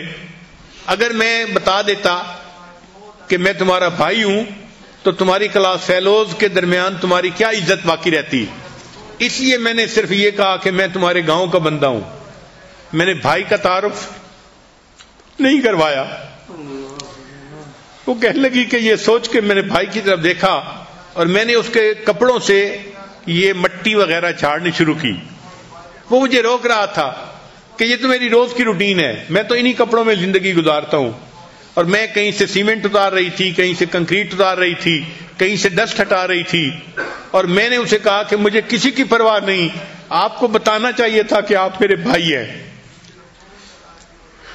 کہنے لگی جب میں نے کچھ مٹی جھاڑ لی تو میرے بھائی نے اپنی جیب میں ہاتھ ڈالا، اس کی جیب میں ایک بٹر فلائی ہیئر کلپ تھا جو عورتیں اپنے لمبے بالوں کے لیے پیچھے لگاتی ہیں، اور بہت خوبصورت تھا۔ اس نے وہ ہیئر کلپ نکالا اور کہنے لگا کہ میرے پاس زیادہ بچت تو نہیں تھی، تھوڑے سے پیسے تھے جو بچے، ورنہ میں تو بہت ہی ہینڈ ٹو باؤتھ زندگی گزار رہا ہوں۔ یہ جو تھوڑے سے پیسے بچے تھے، میں نے تمہارے پاس آنا تھا تو میں نے سوچا کہ میں تمہارے لیے کوئی گفٹ لے کے آؤں۔ میں نے دیکھا ہے کہ گاؤں کی اکثر لڑکیاں یہ بٹر فلائی ہیئر کلپ جو ہے یہ لگائے پھرتی ہیں، تو میں تمہارے لیے بھی لے کے آیا ہوں۔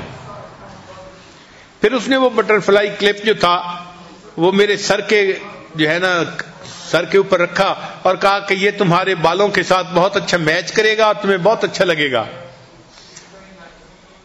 وہ کہتی ہے کہ بھائی کی اس محبت کو دیکھ کے مجھ سے نہ رہا گیا، میں نے اپنے چھوٹے بھائی کو حق کیا اور میں نے کہا کہ تم اتنی محنت کی زندگی گزار رہے ہو اور اس حال میں بھی تمہیں اپنی بہن کے لیے گفٹ لینا یاد ہے؟ وہ کہنے لگی میں تمہیں کیسے بھول سکتا ہوں، آخر تم میری بہن ہو۔ اس وقت میرے بھائی کی عمر 17 تھی،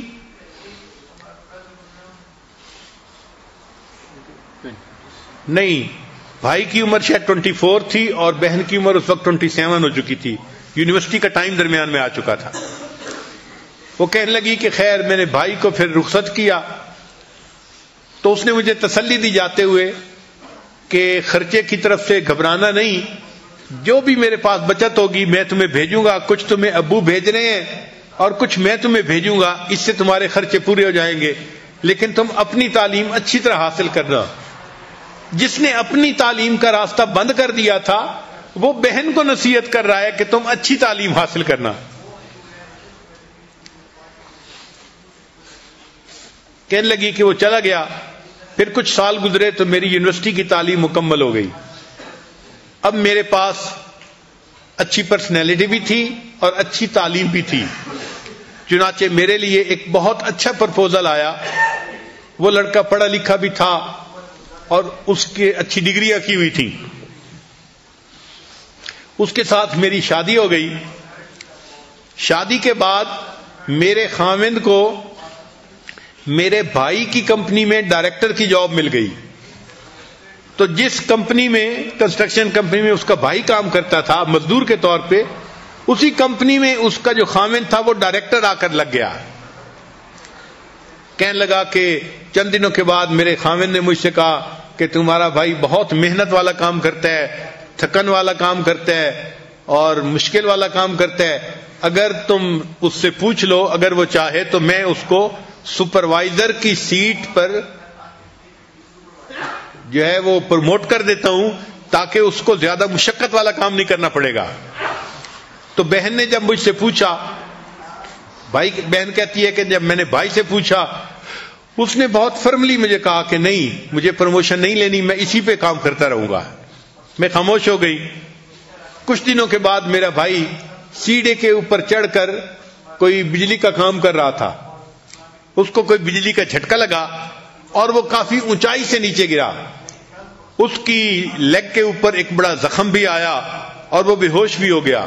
چنانچہ اس کو ایمرجنسی میں ہاسپٹل میں پہنچا دیا گیا.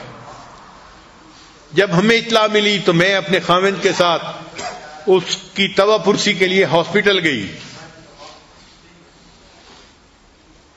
تو کہتی ہے کہ اس دوران میرے خاوند نے پھر ٹاپک چھیڑا کہ اس کو کیا ضرورت ہے یہ مشکل کام کرنے کی، میں اس کو پروموٹ کر دیتا ہوں سپروائزر کے طور پہ تو اس کا کام آسان ہو جائے گا. تو میں نے پھر بھائی سے کہا کہ بھائی آپ کیوں جو ہے پروموشن کو نہیں لینا چاہتے؟ تو کہنے لگے، اس نے بڑا سنجیدہ منہ بنا کر کہا کہ دیکھو تمہارا خاوند ابھی ابھی ڈائریکٹر بنا ہے، اگر یہ ایک ان پڑھ لڑکے کو سپروائزر بنا دے گا تو کمپنی میں اس کی عزت کیا رہے گی؟ تو تمہارے خاوند کی عزت کی وجہ سے میں پروموشن نہیں چاہتا، میں جیسا ہوں ویسا ہے. وہ کہتی ہے کہ میں اپنے بھائی کی طرف دیکھ کر حیران ہو رہی تھی کہ اتنا اس کو اپنے بہن کا احساس ہے کہ بہن کے خاوند کی بھی عزت کہیں خراب نہ ہو، اور یہ خود تنگی کی زندگی گزارنے کے اوپر راضی ہے. زندگی کا وقت گزرتا رہا، حتیٰ کہ جب میرا بھائی 30 سال کا ہو گیا تو اس نے گاؤں کی ایک لڑکی سے شادی کی. اب شادی کی مجلس میں سب گاؤں کے لوگ آئے ہوئے تھے، رشتہ دار آئے ہوئے تھے. جب محفل بھرپور تھی تو جو ایک ایونٹ ڈیل کرنے والا بندہ ہے، چیف جو بندہ تھا نا، آرگنائزر جو شادی کے ایونٹ کو آرگنائز کر رہا تھا، کہنے لگے کہ اس نے میرے بھائی کو دیکھا کہ وہ دلہا بنا ہوا ہے اور دلہن بھی آئے اور سارے لوگ اس طرح ساتھ ہیں اور سب اچھے موڈ میں ہیں. تو اس نے اچانک میرے بھائی سے سوال کیا کہ اچھا یہ بتاؤ دنیا میں تمہیں سب سے زیادہ محبت کس سے ہے؟ اچانک اس نے سوال کر دیا. وہ کہتی ہے کہ یہ ان ایکسپیکٹڈ کوسچن تھا، کوئی سوچ بھی نہیں سکتا تھا کہ اس ماحول میں اچانک کوئی کوسچن پوچھے گا. تو جیسے ہی اس نے کوسچن پوچھا تو میرے بھائی نے جواب دیا، مجھے سب سے زیادہ محبت اپنی بہن سے ہے.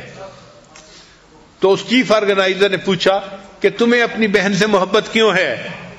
تو بھائی نے واقعہ سنایا. کہنے لگا کہ ہم چھوٹے تھے اور ہمارا گھر ایک شہر میں تھا، ایک ولیج میں تھا، اور ہمارا سکول دوسرے ولیج میں تھا، اور ہم پیدل اپنے سکول روزانہ جایا کرتے تھے.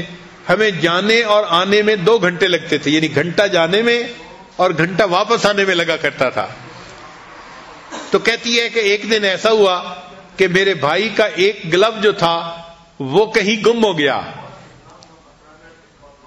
اب یہ لڑکا نیریٹ کر رہا ہے کہ میرا ایک گلو کہیں گم ہو گیا. ہم سکول سے واپس آ رہے تھے تو میں نے دیکھا کہ بہن نے اپنا گلو اتار کر مجھے دے دیا کہ بھائی آپ یہ گلو پہن لو. میں نے کہا کہ سردی تو سب کے لیے ایک جیسی ہے، آپ کو بھی تو لگ رہی ہے. اس نے کہا کوئی نہیں، میں اپنی جیب میں اپنا ہاتھ چھپا لوں گی. چنانچہ میں نے اپنی بہن کا گلو لے کے پہن لیا. جب ہم گھر پہنچے اور ہم نے اپنے جو پیک کپڑے تھے وہ اتارے، گھر میں تو گرمی ہوتی ہے، مناسب ٹیمپریچر ہوتا ہے، تو وہ کہتا ہے کہ میں نے اپنے بہن کے ہاتھ کو دیکھا، وہ سرخ ہو چکا تھا، جیسے خون اس میں جم گیا ہے سردی کی وجہ سے، اور اس کے جو ناخن تھے وہ تقریباً نیلے ہو چکے تھے۔ اس وقت مجھے احساس ہوا کہ میری بہن نے جھوٹ کہا، مگر میری خاطر اس نے اتنی سردی کو برداشت کیا اور مجھے اس نے گلوز پہنا دیے۔ تو کہنے لگا کہ میں نے اس وقت دل میں یہ نیت کی تھی کہ جس بہن نے میری تکلیف کا اتنا خیال کیا ہے، میں پوری زندگی اس بہن کا خیال رکھوں گا، اس کی کیئر ٹیکنگ کروں گا۔ بھائی نے جب یہ واقعہ سنایا تو کہنے لگی کہ خوب تالیاں بجی، سارے گاؤں کے لوگ خوش تھے کہ اچھا تیری بہن اتنی اچھی کہ جس نے دستانے تجھے پہنا دیے اور تیری تکلیف کا خیال رکھا۔ تو کہنے لگی کہ سب لوگ تالیاں بجا رہے تھے اور میں رو رہی تھی، اور میرا رونا خوشی کے آنسو نہیں تھے، مجھے اس بات پہ رونا آ رہا تھا کہ یہ شادی کا موقع ہے۔ بھائی نے اس وقت میں بھی جو میں نے زندگی میں کوئی ایک اچھا کام کیا تھا اس کو تو پورے گاؤں کے اندر بتا دیا، لیکن اس نے میری زندگی میں میرا کتنا ساتھ دیا اور میری خاطر باپ کی پنشمنٹ برداشت کی اور ذلت برداشت کی اور غربت کی زندگی برداشت کی، یہ بات اس نے کسی کو نہیں بتائی۔ تو اللہ تعالیٰ نے مردوں کو بڑے دل دیے ہوتے ہیں۔ بھائی اپنی بہنوں کے لیے ہمیشہ اسی طرح ایکٹ کرتے ہیں جس طرح ایک باپ بیٹی کے لیے ایکٹ کرتا ہے۔ اللہ تعالیٰ ان رشتوں کو مضبوط بنائے اور ایسا ہمدردی کرنے والا، محبت کرنے والا، پروٹیکٹ کرنے والا، عزت دینے والا بھائی اللہ ہر بہن کو عطا فرمائے۔ وآخر دعوانا ان الحمد للہ رب العالمین۔ مراقبہ کر لیجیے۔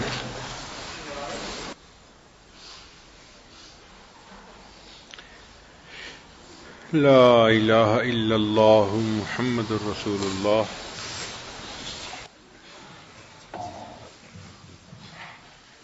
اللهم صل على سيدنا محمد وعلى آل سيدنا محمد وبارك وسلم۔ اللهم انت السلام ومنك السلام تبارك يا ذا الجلال والاكرام۔ پروردگار عالم ہمارے صغیرہ کبیرہ گناہ معاف فرما۔ اللہ وہ گناہ جو ہم نے دن میں کیے معاف فرما، اللہ وہ گناہ جو ہم نے راتوں میں کیے معاف فرما۔ پروردگار عالم وہ گناہ جو ہم نے محفلوں میں کیے معاف فرما، وہ گناہ جو ہم نے تنہائیوں میں کیے معاف فرما۔ اللہ وہ گناہ جو ہم نے ارادے سے کیے معاف فرما، اللہ وہ گناہ جو ہم نے بنا ارادے کیے معاف فرما۔ اے میرے مولا وہ گناہ جو ہمیں یاد ہیں وہ بھی معاف فرما، اللہ وہ گناہ جو ہم کر کے بھول گئے وہ بھی معاف فرما۔ اے میرے مولا گناہ کرتے کرتے تھک چکے ہیں، اللہ اب اپنا فضل عطا فرما، اللہ اپنا کرم عطا فرما۔ اے میرے مولا اپنا رحم عطا فرما۔ اے میرے مولا شیطان بدبخت ہمارے پیچھے لگا ہوا ہے، اللہ مزید گناہوں سے ہمیں محفوظ فرما۔ اے میرے مولا ہم تیرے وہ بندے ہیں، صبح توبہ کرتے ہیں شام توڑ بیٹھتے ہیں، شام توبہ کرتے ہیں صبح توڑ بیٹھتے ہیں، اللہ ایک قدم آپ کی طرف چلتے ہیں، شیطان بدبخت کئی قدم پیچھے دھکیل دیتا ہے۔ اے میرے مولا ہمیں اس گناہوں کی ذلت سے محفوظ فرما، اللہ طاعت کی عزت عطا فرما۔ اے میرے مولا رات کا وقت ہے، اللہ اندھیری رات ہے، دنیا کے بادشاہوں نے اپنے دروازے بند کر دیے، اے میرے مولا آپ کا دروازہ اب بھی کھلا ہے۔ اللہ یہ فقیر آپ کے در کے سوالی ہیں، اللہ بڑی دیر سے آئے ہیں، بڑی دور سے آئے ہیں، اللہ آپ کو منانے کے لیے حاضر ہوئے ہیں۔ اے میرے مولا مان جائیے، اللہ مان جائیے، اللہ مان جائیے۔ اللہ اگر ہمارے عمل اتنے برے ہیں آپ راضی نہیں ہونا چاہتے، اللہ پھر بھی راضی ہو جائیے، اے میرے مولا پھر بھی راضی ہو جائیے۔ اللہ ہمارے پاس آپ کو منانے کی سوا کوئی دوسرا در نہیں، اللہ راضی ہو جائیے، اے میرے مولا مان جائیے، اللہ مان جائیے۔ پروردگار عالم اتنے لوگ اگر اکٹھے ہو کر کسی دنیا کے سخی کے پاس چلے جائیں، اللہ شاید اس کے لیے 1 روپے نہ دینا مشکل کام ہے، اللہ آپ کے لیے ان کو بخش دینا آسان کام ہے، اللہ آج بخش دیجئے۔ اے میرے میرے مولا بخش دیجئے، اللہ رحمت کے خزانے عطا فرما دیجئے۔ پروردگار عالم ہم آپ کے بہت کمزور بندے ہیں، اللہ ہم سے تو دھوپ کی گرمی برداشت نہیں ہوتی، اے میرے مولا آپ کے جہنم کی گرمی کیسے برداشت ہوگی؟ اے میرے مولا ہم بہت گناہ گار ہیں، بہت خطا کار ہیں، اللہ آپ کی محبوب کی امت سے ہیں، اے میرے مولا ہمارے عملوں کو نہ دیکھیے گا، گنبد خضرا کو دیکھ لیجئے گا، اے میرے مولا ہمارے کاموں کو نہ دیکھیے گا، نبی علیہ السلام کے رات کے سجدوں کو دیکھ لیجئے گا، اے میرے مولا ہماری عادات کو نہ دیکھیے گا، محبوب کے کرم آنسوں کو دیکھ لیجئے گا، اے پروردگار عالم ہمارے تمام گناہ معاف فرما۔ پروردگار عالم اپنے محبین بندوں میں شامل فرما، اپنے مقربین بندوں میں شامل فرما۔ اے میرے مولا آپ کے محبوب نے آپ کا در دکھلا دیا، یہ بھی بتلا دیا اس در کے سوا کوئی دوسرا در نہیں، انبیاء بھی اسی در پہ جھکے، اولیاء بھی اسی در پہ جھکے، اللہ ہمیں بھی آپ کے در سے ملنا ہے۔ اے میرے مولا ہمیشہ اپنے در سے عطا فرما، اللہ ہمیشہ اپنے در سے عطا فرما۔ پروردگار عالم آپ نے قرآن مجید میں فرمایا یا ایھا الناس انتم الفقراء، اے انسانو تم سب کے سب فقیر ہو۔ دوسری جگہ یہ بھی فرما دیا انما الصدقات للفقراء، صدقات فقیروں کے لیے ہوتے ہیں۔ اللہ جب صدقات فقیروں کے لیے ہیں، اللہ ہم فقیر حاضر ہیں، اللہ اپنی ستاری کا صدقہ دے دیجئے، اللہ غفاری کا صدقہ دے دیجئے، اے میرے مولا اپنی کریمی کا صدقہ دے دیجئے۔ پروردگار عالم ہمیں قبول فرما لیجئے۔ اللہ آپ نے قرآن مجید میں فرمایا وَأَمَّا السَّائِلَ فَلَا تَنْهَرْ، سوالی کو انکار نہ کرو، جھڑکی نہ دو۔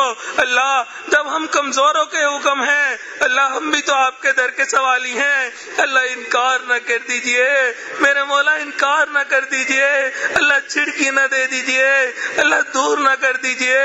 اے میرے مولا اگر آپ نے اپنے در سے دھتکار دیا، مولا ہمارے پاس کوئی دوسرا در نہیں، اللہ ہم بھٹک جائیں گے، اللہ بچا لیجئے، اے میرے مولا بچا لیجئے، اے میرے مولا بچا لیجئے۔ پروردگار عالم کرم کا معاملہ فرما دیجئے۔ پروردگار عالم دور قریب سے لوگ آئے ہیں، اللہ بڑی تمنائیں لے کے آئے ہیں، اللہ بڑی خواہشات لے کے آئے ہیں، اللہ اگر آپ نے قبول نہ کیا، اللہ ہمارا یہاں آنا کس کام کا، اللہ اکٹھا ہونا کس کام کا؟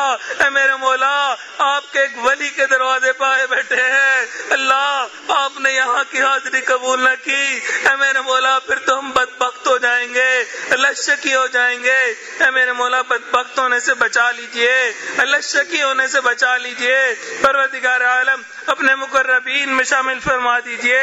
اے میرے مولا ہم بہت گناہ گار ہیں، مگر ایک حسرت ہے جب قیامت کے دن آپ کے سامنے حاضری ہو، اے میرے مولا آپ ہمیں دیکھ کے مسکرائیں، ہم آپ کو دیکھ کے مسکرائیں۔ پروردگار عالم ہمیں سعادت عطا فرما دیجئے۔ اے میرے مولا چھوٹا منہ بڑی بات، مگر مولا بڑی حسرت ہے، آپ ہمیں دیکھ کے مسکرائیں، ہم آپ کو دیکھ کے مسکرائیں۔ پروردگار عالم ہمارے تمام گناہ معاف فرما۔ اے میرے مولا اگر آپ نے معافی نہ دی، اللہ کل قیامت کے دن اگر آپ نے نامہ اعمال کھول دیا، اے میرے مولا وہاں تو آقا بھی موجود ہوں گے، اللہ ہم ان کو کیا منہ دکھائیں گے، کیا کہیں گے؟ اے میرے امتی میں تیری خاطر ساری رات سجدے کرتا رہا، ساری رات نمازیں پڑھتا رہا، تو نے کیا کیا؟ اللہ ہم تو کسی کام کے نہ رہیں گے، اے میرے مولا تمام گناہوں کو معاف فرما۔ پروردگار عالم محبوب علیہ السلام کی سنتوں پہ عمل کرنے کی توفیق عطا فرما، اللہ ان کے نقش قدم پر چلنے کی توفیق عطا فرما۔ پروردگار عالم ہمیں ان کا سچا امتی بن کے زندگی گزارنے کی توفیق عطا فرما۔ پروردگار عالم آپس میں گھر میں الفت محبت پیدا فرما، اللہ بہن بھائیوں کے درمیان محبت پیدا فرما، اللہ والدین اولاد کے درمیان محبت پیدا فرما، اللہ والدین کی خدمت کرنے کی توفیق عطا فرما، اللہ ایک دوسرے کے حقوق پورا کرنے کی توفیق عطا فرما، اللہ حقوق اللہ اور حقوق العباد پورا کرنے کی توفیق عطا فرما۔ اے میرے مولا جو نصیحتیں ہم نے سنی ان پہ عمل کرنے کی توفیق عطا فرما۔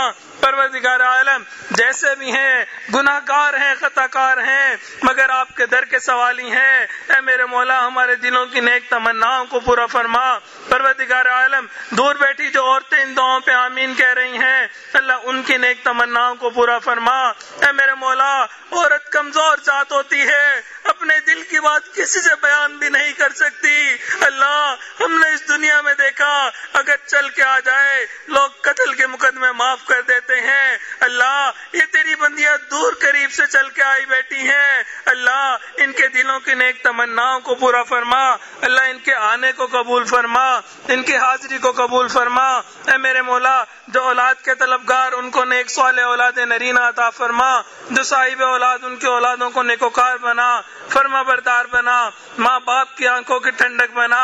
اے میرے مولا، اولاد کے غموں سے محفوظ فرما، اولاد کے دکھوں سے محفوظ فرما، اولاد کی پریشانیوں سے محفوظ فرما۔ پروردگار عالم اولاد کی محبت عطا فرما، اللہ اپنا قرب عطا فرما، اللہ اپنے مقربین بندوں میں شامل فرما۔ اے میرے مولا، شب زندہ دار لوگوں میں شامل فرما۔ پروردگار عالم عمر گزرتی جا رہی ہے، اللہ نماز کا سرور کب نصیب ہوگا، اللہ سجدے کا سرور کب نصیب ہوگا، اے میرے مولا رات کے آخری پہر کی مناجات کی لذت کب نصیب ہوگی، اے میرے مولا اب عطا فرما دیجئے، اللہ عطا فرما دیجئے۔ اے میرے مولا، اس مجمع کے اندر کتنے چھوٹے بچے ہیں، اللہ آج وہ سچی توبہ کرتے ہیں۔ اے میرے مولا، جوان خون بھی معافیا مانگ رہا ہے، اے میرے مولا مان جائیے، اللہ مان جائیے۔ اللہ اگر آپ نے دھتکار دیا، توبہ قبول نہ کی، شیطان بھٹکائے گا، نفس ورغلائے گا، جوانیاں ضائع ہو جائیں گی۔ اے میرے مولا، جوانیاں ضائع ہونے سے بچا لیجئے۔ اے میرے مولا، کتنے لوگ اس مجمع میں ایسے ہیں اپنے بال سفید کر بیٹھے، دل سیاہ کر بیٹھے، اللہ آج تو وہ بھی آپ سے معافیا مانگ رہے ہیں۔ اے میرے مولا معاف کر دیجئے، اللہ آپ کو تو سفید بالوں سے حیا آتی ہے، اللہ ان سفید بالوں کا واسطہ دیتے ہیں، اللہ مان جائیے۔ اے میرے مولا راضی ہو جائیے۔ پروردگار عالم، ہم نے رمضان کے فقیر کو دیکھا، اس کو کوئی نہ نہیں کرتا، کوئی جھڑکی نہیں دیتا، سب کہتے ہیں یہ تو رمضان کا فقیر ہے، اللہ سب اس کو عطا کرتے ہیں۔ اے میرے مولا، ہم بھی رمضان کے فقیر آئے بیٹھے ہیں، اے میرے مولا عطا کر دیجئے، اللہ عطا کر دیجئے، اللہ ہمیں مغفور بنا دیجئے، اللہ مغفرت کے ساتھ اٹھنے کی توفیق عطا فرما دیجئے۔ پروردگار عالم، جیسا آپ چاہتے ہیں ہمیں ویسا بننے کی توفیق عطا فرما۔ اے میرے مولا، جو مانگا وہ بھی عطا فرما، جو مانگنا چاہیے تو نہیں مانگ سکے وہ بھی عطا فرما۔ پروردگار عالم، ہمارے عزیز اقارب مشائخ رشتہ دار جو اس دنیا سے فوت ہو گئے ان کی مغفرت فرما، جن کی آپ نے مغفرت کر دی قرب کے اعلیٰ ترین درجات عطا فرما۔ اے میرے مولا، ہمارے حضرت جی کا سایہ ہمارے سروں پہ تادیر قائم فرما، اللہ تادیر قائم و دائم فرما۔ اے میرے مولا، ان کی زندگی میں برکت عطا فرما، اللہ ان کے کاموں میں برکت عطا فرما، ان کے فیصلوں میں برکت عطا فرما، اللہ قدم قدم برکت شامل حال فرما، اللہ ان کی تعلیمات پہ عمل کرنے کی توفیق عطا فرما۔ اے میرے مولا، ان کے لیے رسوا ہونے سے محفوظ فرما۔ پروردگار عالم، مشائخ نے جو ذمہ داری دی اللہ اس کو پورا کرنے کی توفیق عطا فرما، اے میرے مولا پورا کرنے کی توفیق عطا فرما۔ پروردگار عالم، ہمیں ان کے لیے رسوائی کا سبب نہ بنا، اللہ رسوائی کا سبب نہ بنا۔ پروردگار عالم، ان کے دل کی ٹھنڈک بنا، اللہ آنکھوں کی ٹھنڈک بنا۔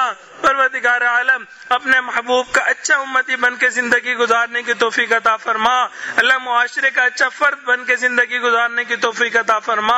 پروردگار عالم، گھروں میں الفت محبت پیدا فرما، اللہ مرضوں سے محفوظ فرما، قرضوں سے محفوظ فرما، جان مال کی حفاظت فرما، عزت آبرو کی حفاظت فرما، اللہ ہمارے ایمان کی حفاظت فرما۔ اے میرے مولا، جو مانگا وہ بھی عطا فرما، جو مانگنا چاہیے تو نہیں مانگ سکے وہ بھی عطا فرما۔ صلی اللہ تعالی علی حبیبہ سیدنا محمد وآلہ واصحابہ اجمعین برحمتک یا ارحم الراحمین۔ اسلامک ویڈیوز اور اچھی اچھی دعاؤں کے لیے ہمارے چینل کو سبسکرائب کریں۔